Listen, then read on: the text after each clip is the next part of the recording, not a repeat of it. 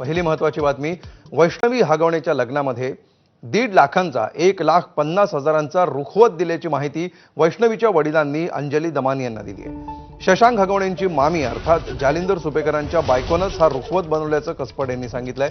वैष्णवीची सासू लता आणि नणंद करिश्मा हगवणेनं तुम्ही रुखवत बनवू नका तर आमच्या पाहुण्या सुपेकरांकडून रुखवत बनवून घ्या असं सांगितलं होतं।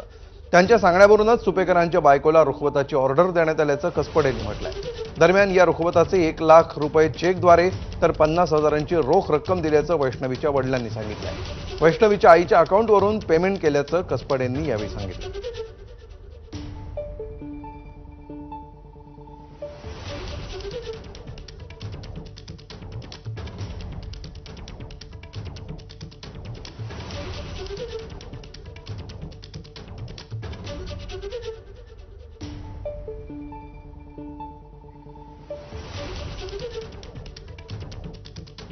तर याविषयी अधिक बोलण्यासाठी सध्या आपल्यासोबत सामाजिक कार्यकर्ते अंजली दमानी आहेत।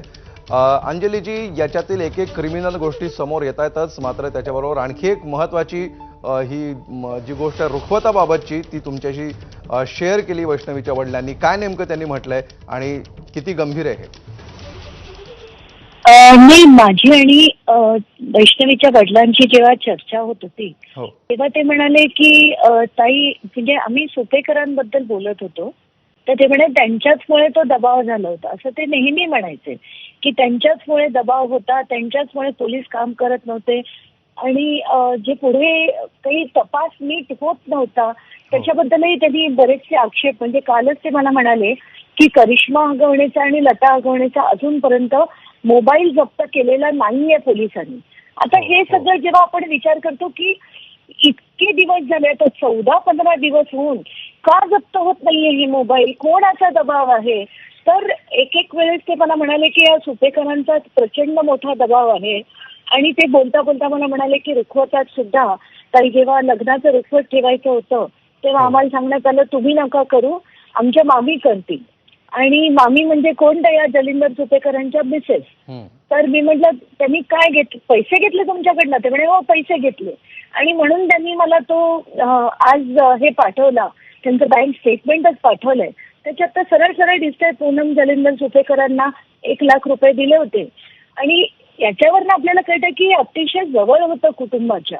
म्हणजे असं ते जे सुपेकर स्वतःहून म्हणाले की आमचा काही विशेष संबंध नव्हता, आमचे दूरचे नातलग होते, म्हणून म्हटलं हा घ्या पुरावा। आता हा सरळ सरळ दिसतंय की 1 लाख रुपये त्यांच्या अकाउंटमध्ये ट्रान्सफर करण्यात आले होते आणि या व्यतिरिक्त 50,000 कॅश पण दिली होती।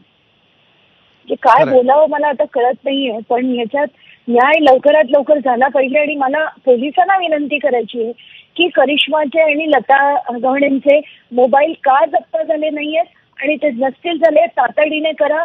तसंच निलेश चव्हाणचा पण मोबाईल जप्त करा, त्याच्यातल्या चॅटवरनं बरंच सगळं बाहेर निघेल। निश्चित। धन्यवाद अंजलीजी, आपण दिलेल्या या सविस्तर प्रतिक्रियेबद्दल।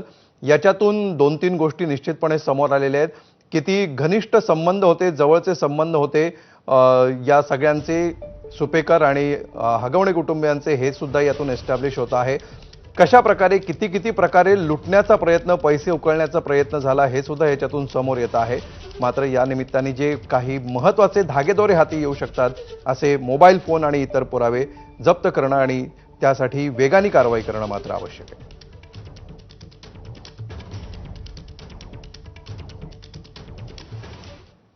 तर वैष्णवी हगवणेच्या 9 महिन्यांच्या बाळाची हेळसांड करणाऱ्या निलेश चव्हाणला 3 जूनपर्यंत पोलीस कोठडी सुनावण्यात आली आहे। भारत नेपाळ सीमेवरून निलेशला अटक करण्यात आली होती आणि आता त्याला शिवाजीनगर कोर्टामध्ये हजर केल्यानंतर कोर्टानं हा निर्णय दिलाय।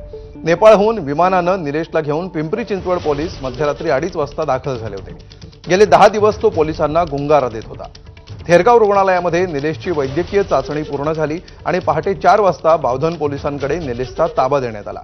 3 राज्यातून प्रवास करत निलेश नेपाळमध्ये पोहोचल्याची माहिती समोर आली आहे। तिथून पुन्हा एकदा भारत आणि नेपाळच्या सीमेवरच्या सोनालीमध्ये तो आला होता आणि तिथेच त्याला अटक झाली।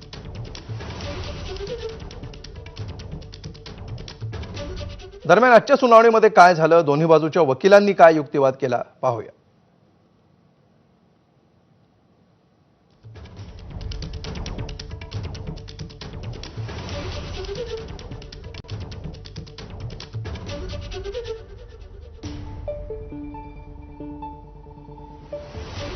तर वैष्णवीचं बाळ निलेशनं कोणत्या अधिकारामध्ये घेतलं असा सवाल सरकारी वकिलांनी केला. निलेशनं करिश्माला फूस लावून वैष्णवीला छळायला लावलं असंही सरकारी वकिलांनी म्हटलं. निलेश नातेवाईक नाही, मग त्यानं बाळ सांभाळायला कसं घेतलं असा सवालही त्यांनी उपस्थित केलाय. निलेशकडील पिस्तूल, मोबाईल डेटा जप्त करायचा आहे अशी ही मागणी त्यांनी केलेली आहे. निलेश चव्हाण कोर्टापुढे त्याला सादर करण्यात आलं वैष्णवी आत्महत्या प्रकरणी, आणि वैष्णवीचा छळ कसा केला ते तपासायचं आहे अशी मागणी सरकारी वकिलांनी केली. निलेशला आधी किरकोळ आणि मग मुख्य गुन्ह्यामध्ये आरोपी केलं, हे देखील निलेशच्या वकिलांनी अधोरेखित केलंय. गुन्हा नोंदल्यापासून निलेशनं पोलिसांना सहकार्य केलं असा दावा देखील निलेशच्या वकिलांनी केलाय. निलेशला आधी किरकोळ आणि मग मुख्य गुन्ह्यामध्ये आरोपी केलं, हे देखील वकिलांनी सांगितलंय. तर 21 मे पासून फरार निलेश चव्हाण 5 राज्यांमधून प्रवास करत नेपाळपर्यंत पोहोचला. फरार निलेश चव्हाणचा बसनं प्रवास करतानाचा सीसीटीव्ही देखील समोर आलाय. तर पुणे, मुंबई, कर्जत, रायगड, दिल्ली, गोरखपूर, त्यानंतर उत्तर प्रदेशमधील सोनोली, मग नेपाळमधील भैरवा आणि नंतर काठमांडू असा त्यानं प्रवास केला.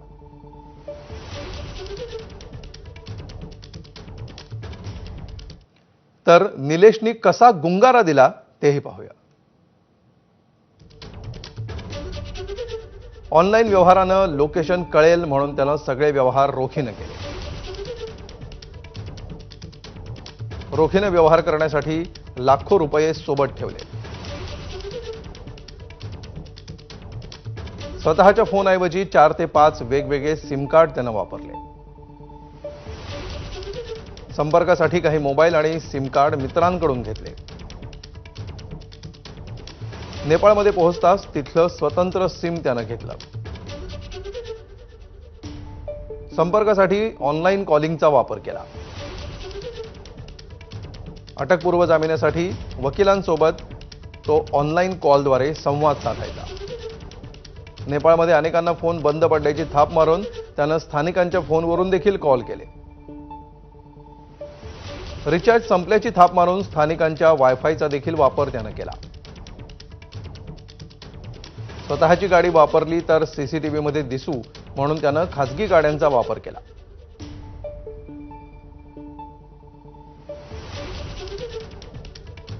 तर कसा सापडला निलेश चव्हाण तेही आपण बघूया. निलेशचा 25 मे रोजी दिल्ली गोरखपूर दरम्यान खासगी बसनं त्यानं प्रवास केला.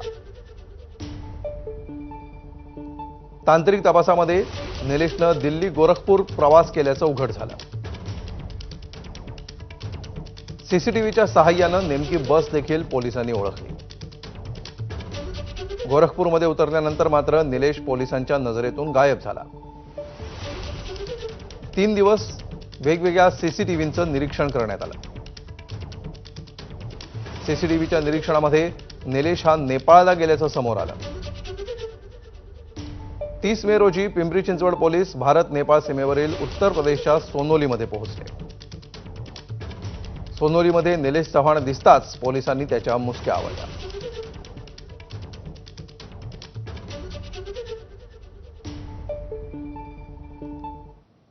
यानंतर पुढच्या महत्त्वाच्या बातमीकडे वळूया. मुंबई